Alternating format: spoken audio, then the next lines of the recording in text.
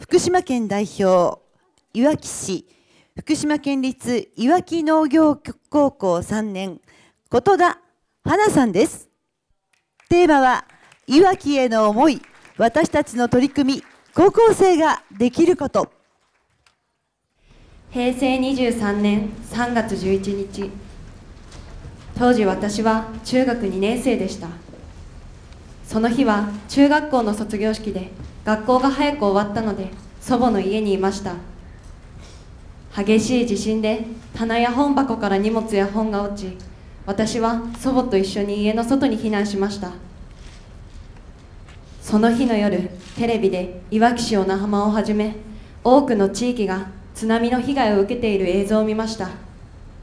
そして何より宮城県や岩手県の沿岸部での巨大な津波の映像を見て、日本はどうなってしまうのだろうかと強い恐怖と不安を感じました。さらに1ヶ月後の411と412の余震が起きたとき、私は震源地のすぐ近くの祖母の家にいて、まさに生きた心地がしませんでした。余震による崖崩れでいわき市内の高校2年生が亡くなったというニュースを聞きました。後に分かったことですが、本校の2年生だったとのことです。また、余震で後に入学することになるいわき農業高校も被災し、校舎や実習施設が全壊していました。震災から1年後、私はその被災したいわき農業高校に入学しました。プレハブの校舎での入学式、壊れた校舎や実習施設を見て、入学の目的であった食品加工の実習や授業を受けることができるのか不安でした。そのような環境の中、プレハブ校舎で授業を受け、食品加工の実習は学校から40分離れた入り口にある JA の加工施設を間借りして行いました。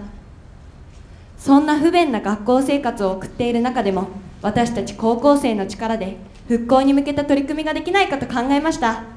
私たちのふるさとであるいわき市は太平洋に面しており、昔から農業と水産業が盛んな町です。特に原発の影響もあって水産業は水揚げもできなくなり、とても大きなダメージを受けました。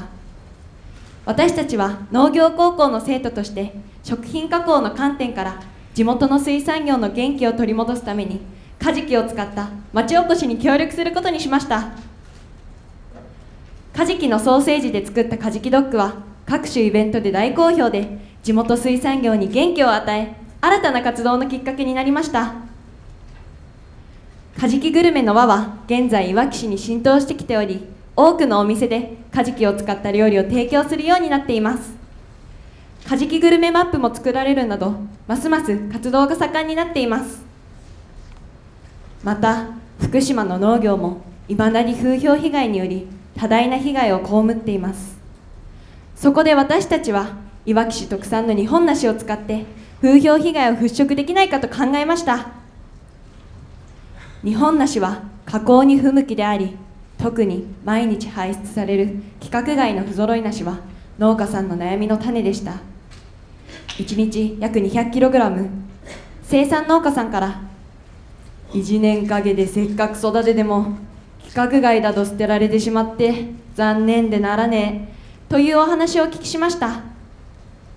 私たちは風評被害と規格外梨の両方で困っている農家さんのために何かできないだろうか。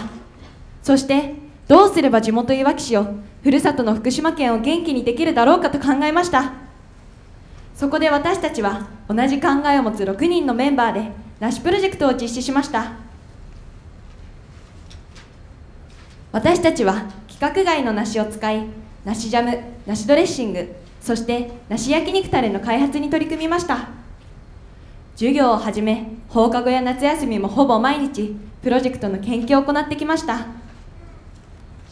製品化に向けて試作品を100種類以上繰り返し作り、その度に生野菜や焼肉の試食やアンケート調査を行いました。製品の開発は大変でしたが、試食会は私たちメンバーの楽しみでもありました。そしてやっと大人から子供まで食べることのできる梨のフルーティーな甘みが感じられる製品に仕上がりました。梨含有率が 48% 以上であることから梨48と名付けました。これが梨48です。出来上がった梨48の製品発表会を JA いわき市で行いました。梨生産農家や梨選果場長さんから感謝と激励のお言葉をいただきました。これから風評被害払拭に向けて東京日本橋福島間ミデッテでの販売会やインターネット販売など全国においしく安全ないわき梨の PR 活動を行います。いわき市のふるさと納税のお土産として使用されることにもなりました。梨48を通して私たちの思いを全国の消費者の方々や梨生産農家さんに届けたいと思います。また梨ジャムはいわき市教育委員会と連携し、市内の小学校の給食に使用していただきました。当日は近くの小学校で食育交流会を行いました。これが当日の給食です。ジャムはヨーグルトに混ぜて提供されました。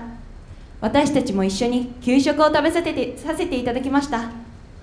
美味しそうに食べてくれる子どもたちの笑顔を見て、市内の多くの子どもたちに地元の食材の良さは分かってもらえたと思います。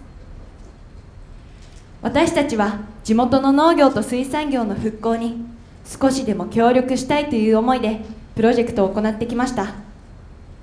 いつもメンバー6人が全員で取り組み、一つの目標を達成するたびにメンバーの絆も深まっていきました。